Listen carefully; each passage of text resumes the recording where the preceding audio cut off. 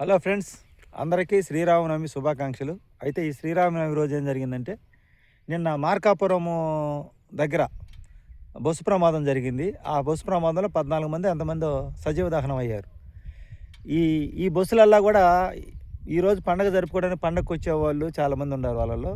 వాళ్ళ కుటుంబాల్లో విషాదాలు నెలకొన్నాయి. ఇది చాలా పెద్ద ప్రమాదం.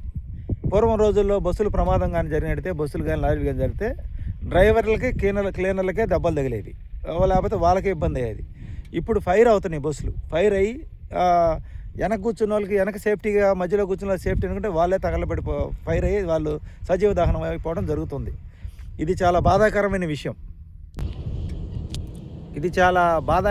విషయం. అన్నమాట. కర్నూలులో ఒకటి జరిగింది. అప్పుడు 18 మంది ఎంతమంది సజీవ దహనం అయ్యారు. తర్వాత హైదరాబాద్లో ఒకటి జరిగింది. అక్కడ కూడా చాలామంది అయిపోయారు. ఇది 4వ ప్రమాదం అనుకుంటా పోయిన సంవత్సరం నుంచి. ఈ సంవత్సరం ఫస్ట్ ప్రమాదం ఇదే, ఘోర ప్రమాదం. దీనివల్ల చనిపోయిన మనుషులే కాక వాళ్ళ కుటుంబ సభ్యులు ఎంత బాధపడతారు, ఎంత ఇబ్బంది పడతారు అనేది ఆలోచన చేస్తే చాలా బాధాకరమైన విషయం. పిల్లలు, వృద్ధులు, మధ్య వయసులో ఉన్నవాళ్ళు ఇంతమంది ఇలా జరగడం అనేది చాలా బాధాకరమైన విషయం. చాలా బాధ కలుగుతుంది తలుసుకుంటేనే. ఇప్పుడు ఇన్ని రోడ్లు చూడండి, రోడ్లు బాగా వేస్తున్నారు ప్రభుత్వాలు, పెద్ద రోడ్లు వేస్తున్నారు, ట్రాఫిక్ సమస్య లేకుండా చేస్తున్నారు. ఎన్ని చేసినప్పటికి కూడా ఇలాంటి జరగడం గల కారణాలు ఏంటంటే, స్లీపర్ కోచ్ బస్సులు వచ్చిన తర్వాత ఎక్కువ ఇలాంటివి జరుగుతున్నాయి అనమాట. అవి ఏంటంటే మనకు హాయిగా పనుకొని నిద్రపోవచ్చు, సుఖంగా ప్రయాణం చేసుకోవచ్చు అని అనుకుంటారు. మనకి పూర్వం మనం ఇంత ముందుగా చూసినట్టయితే ఆర్టీసీ బస్సులో ప్రయాణం చేసినప్పుడు మనకి ఇలాంటి సమస్య ఎప్పుడు రాలా. ఒకవేళ ఏదైనా జరిగినా ముందు పక్క వరకు డ్రైవర్కే కొంచెం ఇబ్బంది అయ్యేది, కానీ మిగతా వాళ్ళకి సేఫ్గానే ఉండాలి. చిన్న చిన్న దెబ్బలతో బయటపడేవాళ్ళు. ఈ స్లీపర్ కోచ్లు అంటే నిద్రపోతాం కదా మనం, ఏసీ వేసుకొని నిద్రపోతాం. పైగా ఆ బస్సులో కర్టన్స్ ఉంటాము, మంచి స్వీట్లు మెత్తగా ఉంటాము. ఇన్ని కూడా మంట, ఏసీ కాబట్టి మంట రావడానికి కారణమైద్ది అనమాట. ఏ చిన్న ఇది జరిగినా మంట అంటుకుంటే మొత్తం పొగ రావడం, ఆ పొగ వల్ల ఊపిరాడ చనిపోవడం, దిగేదానికి అవకాశం లేకపోవడం ఇలా జరుగుతుంది. ఈ మామూలు బస్సులు అయితేనే ప్రమాదం లేకుండా సురక్షితంగా గమ్యాన్ని చేరుతాం. ఆర్టీసీ ప్రయాణం సురక్షితం, సుఖమయం ఎందుకన్నారు కానీ అది 100% నిజమండి. మనం కాకపోతే హాయిగా పనుకొని పోవచ్చు, తొందరగా జర్నీ చేయొచ్చు, తొందరగా గమ్యస్థానాన్ని చేరొచ్చు అనే ఆలోచనతో మనం ఈ బస్సులు ఎక్కడం జరుగుతుంది. పైగా తగినన్ని బస్సులు కూడా లేకపోవడం వల్ల కూడా ఈ ప్రైవేట్ సర్వీసులు ఎక్కువైపోయినాయి అనమాట. ఈ ప్రైవేట్ సర్వీసులు అతి వేగం కూడా ఒక కారణం అండి. రోడ్లు చూసారా ఎలా బాగుండాయో. ఈ రోడ్లు మెత్తగా ఉండేవారికి, బాగా వెడల్పు రోడ్లు బాగుండేవారికి హైవే రోడ్లు ఎక్కువైపోయినాయి. వీటి వల్ల ఏంటంటే వేగం ఎక్కువైపోతుంది. స్పీడ్ అనేది నాకు తెలిసి 90కి మించి 100 దాటితే ప్రమాదమేనండి. ఎందుకంటే బ్రేక్ కొట్టినా బండి పల్టీ కొట్టింది.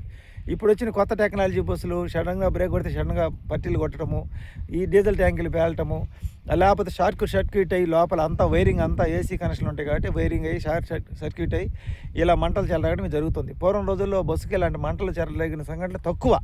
ఈ మధ్య బస్సుకి ఏదైనా ప్రమాదం జరిగిందంటే దానికి ప్రమాదం జరిగినప్పుడు ముందు పక్క డ్యామేజ్ కాదు, మంటలతో ఇలా బస్సులో దహనం అయిపోతున్నారు. మంటల్లో చనిపోవడం ఎక్కువైపోయింది అనమాట. అన్యం పుణ్యం తెలియని వారు బస్సు ప్రయాణంలో ఇలా సుఖంగా ఇంటికి వెళ్ళొచ్చు. ఇంకా కొన్ని గంటల్లో తెల్లవారితే మనం ఇల్లు చేరుతాం అనుకునే సమయంలో అనుకోనేటువంటి ఈ ప్రమాదాలు ఇలా జరుగుతున్నాయి. ఇంకొకటి ఏంటంటే, మనకి ప్రభుత్వం వారి చర్యలు తీసుకొని నైట్ టైము బస్సు ప్రయాణం చేసే వాళ్ళకి మొహం గడిగించి ఈ మధ్య చర్యలు తీసుకొని ఈ ప్రమాదాలు జరగకుండా చాలా చర్యలు తీసుకున్నారు. డ్రైవర్లందరినీ అక్కడ ఆపి చెక్ చేసి మీరు ముందు మొహం కడుక్కోండి, మంచిలు తాగండి, ఎక్కడ నిద్ర వస్తే తాగండి అనేటి సూచనలు కూడా చేస్తున్నారు. అయినప్పటికీ కూడా ఇలాంటి సంఘటనలు ఇలాంటి జరుగుతూనే ఉన్నాయి. ఇది దురదృష్టకరం. నేనేమంటానంటే, నా అభిప్రాయం ప్రకారం ఈ స్లీపర్ కోచ్ల బస్సులు అనేది అంత మంచిది కాదని అర్థమైపోయింది. మామూలు బస్సులో ప్రయాణం చేయడం మంచిది. ఇంకొకటి ఏంటంటే, ఆర్టీసీలో డ్రైవర్లు 2 ఉంటారు.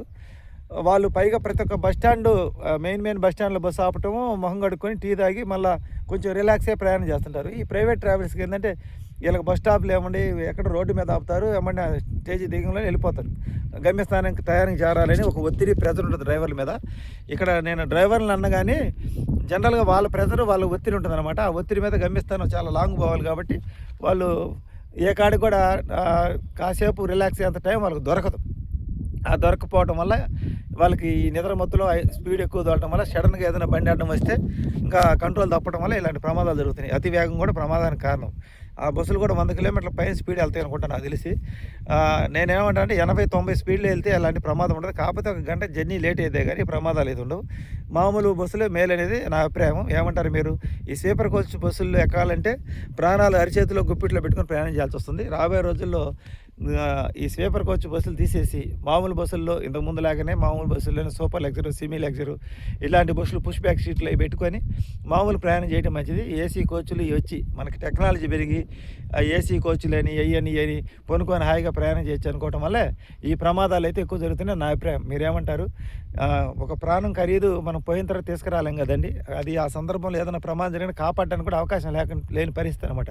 ఎందుకంటే ఎక్కడో ఊరు బయట జరుగుతుంటుంది. ఈ ఫైర్ ఇంజిన్లు అవి వచ్చి లేట్ అయిపోయింది. అవన్నీ వచ్చేటప్పుడు జరగాల్సిన నష్టం అంతా జరిగిపోయింది, ప్రాణాలు గాల్లో కలిసిపోతాయి. అప్పటికి చాలామంది బతికి తప్పించుకుని బయటపడగలిగారు. అంతవరకు కొంతవరకు మేలు, లేకపోతే ఇంకా ఎక్కువ మంది పోవడానికి 40 మంది పైన ఉండారంట ఆ బస్సులో. చాలామంది అలర్ట్గా ఉండబట్టి కొంతవరకు వాళ్ళని తప్పించుకోగలిగారు. ఇంకా బయటకు పడలేని వాళ్ళు 14 మంది ఏమో బస్సులోనే సజీవ దహనం అవ్వటం జరిగింది. ఇది చాలా బాధాకరమైన విషయం. మార్కాపురం జరిగిన సంఘటన బట్టి మనకు అర్థమవుతుందంటే, ఇప్పుడు మనకి కొత్తగా వేసే రోడ్లన్నీ మధ్యలో డివైడర్ కడుతున్నారు. ఏ లైన్కి లైనే. మనకి సింగరాయకొండ దగ్గర హైవే ఉంది కదా, కోల్కతా చెన్నై రహదారి. అది ఇప్పుడు ఎప్పుడైతే మనకి 6 లైన్లు చేసి మధ్యలో డివైడర్లు కట్టారో ప్రమాదాలు అంతకుముందు లాగా లేవు, తగ్గినాయి. ఇప్పుడు కొత్తగా వేసే రోడ్లన్నీ కూడా ఇలాగేస్తున్నారు. ఇప్పుడు ఇదిగో జాతీయ రహదారి, ఇదిగో మధ్యలో డివైడర్ కడుతున్న ఇటుకట్టు పనులు పోతాయి అన్నమాట. ఇలాంటి నివారించడానికి ప్రభుత్వం ఎన్నో చర్యలు తీసుకుంటుంది. అయినప్పటికీ కూడా మనకి ఇలాంటి సంఘటన జరుగుతుంది. కొంచెం అవగాహన కలిగి డ్రైవర్లకైనా సరే వాళ్ళ ఓనర్లు కానీ ఎక్కడైనా సరే 2 గంటల టైం నుంచి మనకు జరిగేది ప్రమాదం 5 గంటల లోపే జరుగుతుంది. ఆ 2 గంటల టైంలో ఎక్కడైనా బస్సు స్టాప్ చేసి కనీసం ఒక గంట రిలాక్స్ అయ్యి మొహం కాసేపు రిలాక్స్ అయ్యి మొహం కడుక్కొని టీ తాగి పోయేదానికి అవకాశం ప్రైవేట్ బస్సులలో కూడా అక్కడక్కడ కలిగించాలి వాళ్ళకి అవకాశం. అలా కలిగించినప్పుడే ఈ ప్రమాదాలు తగ్గుతాయనేది నా అభిప్రాయం. నా వీడియో కరెక్ట్గా చెప్తే లైక్ చేయండి, సపోర్ట్ చేయండి. ఇది మనం ఎంతోమంది ప్రాణం అంటే విలువ లేకుండా పోయిందండి. బస్సులు ఎక్కితే మనం గమ్యస్థానం చేరతాం లేదనే పరిస్థితికి వచ్చారు. కానీ తప్పదు. సాఫ్ట్వేర్ జాబ్ చేసేవాళ్ళు కానీ ఎక్కడెక్కడ ఉద్యోగాలు చేసేవాళ్ళు వాళ్ళకి బస్సుల్లో తిరగ తప్పదు. హైదరాబాద్, బెంగళూరు, చెన్నై ఇట్లా ఎక్కడైనా వాళ్ళు జాబ్ చేస్తున్నారు. ప్రయాణం సులభంగా ఉంది, రోడ్లు పెద్దగా ఉండి అంతా బాగానే ఉందనుకున్న తరుణంలో అప్పుడప్పుడు ఇలాంటి సంఘటన జరగటం చాలా బాధాకరం. దీన్ని మనం ఎవరిని అనలేం కానీ బస్సుల కండిషన్ కూడా చూడాలి, ఓనర్లు కూడా అవన్నీ చూడాలి. డ్రైవర్లకు కూడా కొంచెం సరైన అవకాశం ఇవ్వాలి. ఎక్కడైనా కాస్త రెస్ట్ తీసుకునే దానికి. ఏదైనా సమస్య వస్తే బండి ఆపేయాలి, కానీ అట్టనే బండి ముందుకు తీసుకుపోవడం వల్ల ఈ పరిస్థితి జరిగింది. సమస్య వచ్చినప్పుడు బండి ఆపుకోవాలి, ఆపి వేరే బండ్లు ఎక్కించాలి. ప్రాణాలు పోతే రావు కదా. ఆ బస్సు కాబట్టి ఇంకో బస్సు ఎక్కించవచ్చు, ఏం కాదు. ఇది కొంచెం జాగ్రత్తగా ఏదైనా సమస్య వచ్చినప్పుడు డ్రైవర్లు అయినా సరే ఆ బండి పక్కన పెట్టేయండి. ఓనర్లు అయినా సరే అర్థం చేసుకోండి. ఈ డొక్కు బస్సులు అట్ట తిప్పకుండా ఏదైనా కరెక్ట్గా ఉండేటట్టు చూసుకోండి. ప్రాణాలు సామాన్యుడు కావచ్చు, గొప్పవాడు కావచ్చు, ఎంతో చదువుకు భవిష్యత్తు ఉన్న వాళ్ళు కావచ్చు, ఆ బస్సులో ప్రయాణం చేసేవాళ్ళు అందరి ప్రాణాలు విలువైనవే. ఇలాంటి సంఘటన జరగడం దురదృష్టకరం. మళ్ళా ఇలాంటి జరగకుండా సరైన జాగ్రత్తలు తీసుకోవాలని కోరుకుందాం. Thank you. బాయ్.